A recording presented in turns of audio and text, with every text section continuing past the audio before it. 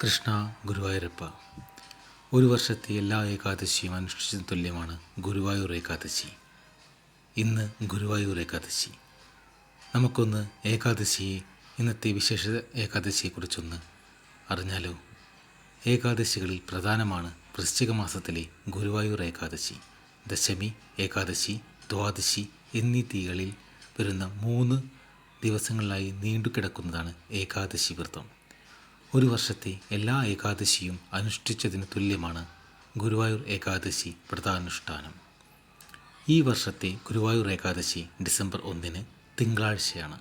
വൃശ്ചിക മാസത്തിലെ ഏകാദശി ദിനത്തിലാണ് ഗുരുവായൂരപ്പൻ്റെ പ്രതിഷ്ഠ നടത്തിയത്. അതിനാൽ ഗുരുവായൂർ ഏകാദശി ഗുരുവായൂർ പ്രതിഷ്ഠാ ദിനമായും കണക്കാക്കപ്പെടുന്നു. കൂടാതെ ഭഗവാൻ ഗീതാപദേശം നൽകിയ ദിനം കൂടിയാണിത്. ഭഗവാൻ മഹാവിഷ്ണു ദേവീ ദേവന്മാരോടൊപ്പം ഗുരുവായൂർ എഴുന്നള്ളുന്ന ദിനം കൂടിയാണ് എന്നാണ് വിശ്വാസം. അതിനാൽ അന്നേ ദിവസം ക്ഷേത്രത്തിൽ എത്താൻ കഴിയുന്നതുപോലും സുകൃതമാണ്.